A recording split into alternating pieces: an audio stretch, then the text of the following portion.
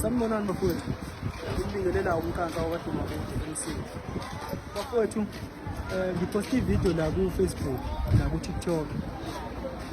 Ku-social media ngiyenzela ukuthi kusizakala abantwana bakamama engimthole ehleli nabo la esigangeni. Bebela ngicela ukuthi uveze nje noma ngezobonakala kahle kodwa bebekhona la endaweni yaseThokoza esibhedlela, indawo yakhona ibizwa ngokuthi kusesibhedlela.